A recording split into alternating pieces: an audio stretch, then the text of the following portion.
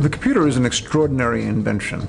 It is changing everything we do, how we work, how we play, how we live. You go to the hospital, you're dealing with computers. You get in your car, you're dealing with computers. You pick up your phone, you're dealing with computers. The computer is the single most important invention, at least in the second half of the 20th century, and is completely revolutionizing not just the way we live, but in fact who we are. This is such a remarkable event that it would be tragic if we didn't record and save the information necessary for future generations to understand how it happened.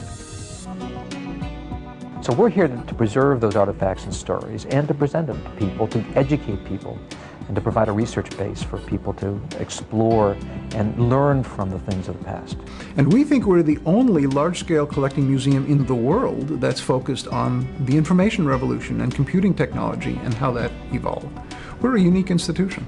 It is, in fact, a place that carries technology and software and books and manuals and other paraphernalia to tell a story. To just have a large warehouse with things plopped down there is no good for anyone. But to have them and have the stories, how we got there, of how we came of age, are very important.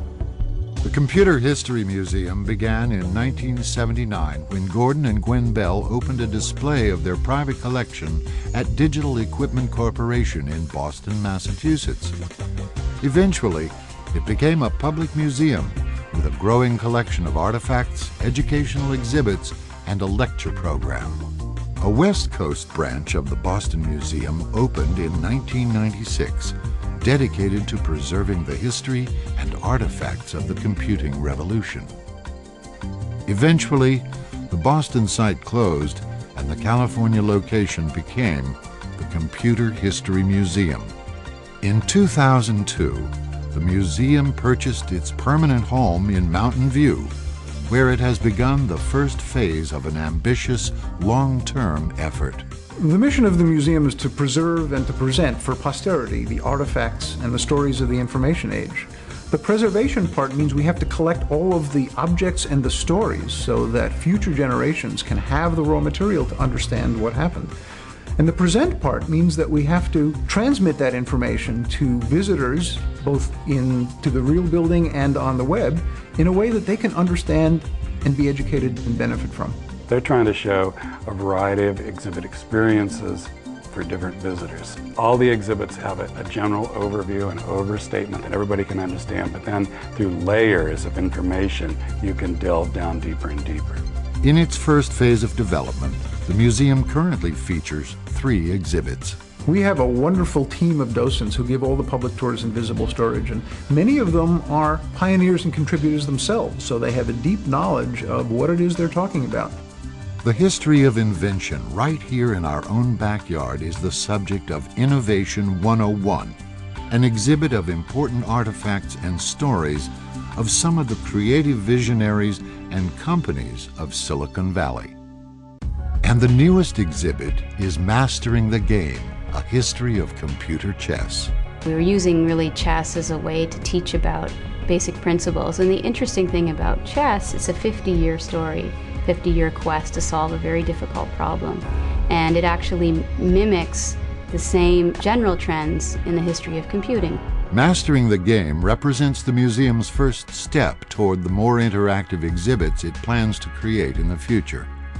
In the exhibits that we're going to be building, they will be rich with multimedia presentations. There'll be an audio device that you can carry around with you. There'll be interactive video displays. There'll be movies. There'll be photographs. It'll be much easier in that environment to get the story out of the objects. But that's still in the future. This museum is still a work in progress. We have a wonderful building, which is our permanent home. We have a wonderful Hahn auditorium where we have public events. We have restoration laboratories. We have meeting rooms. We have an oral history studio. What we're doing now, before we're a completed museum, is to continue the work of preserving the artifacts and the stories, because you can't delay that. If you don't do it now, it will be lost for all time. What we want to create is a kind of seamless experience between the physical museum and what we call the cyber museum. So every time something's added, it's on our website. It's part of our dream of creating a truly open access so people can see what's in our collection at any given time as it grows. We have a wonderful lecture series which is open to the public, where experts come in and tell stories of how they contributed to this revolution and how things might happen in the future. I think one of the things we're trying to do is really show the people behind the inventions and tell people stories. And so we have a very active oral history program so that people can hear the pioneers themselves talking and telling anecdotes that you wouldn't normally find in archival material. We are recording the events of history contemporaneously with them happening. Rarely in history do you have a chance to do that. Wouldn't you love to be able to hear Michelangelo talk about what it was like to paint the Sistine Chapel? Every year, the museum honors individual pioneers who have made important contributions to the development of computing with its Fellow Awards. The idea behind the Fellows Award is to make heroes out of technologists and entrepreneurs. It's a way to inspire the next generation. I think it's wonderful to create heroes for our youth who are engineers and innovators and inventors. To me, this museum a little bit is a tribute to them and to their work.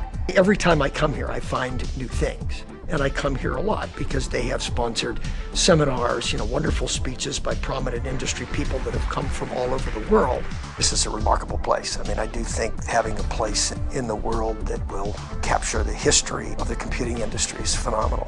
I support the heck out of it. I really think it's an important thing. We invite you to get involved with the museum by visiting us or by becoming a member, donor, or volunteer. And be sure to visit us online to explore the collection, see the stories, and find out what's happening here where computing history lives.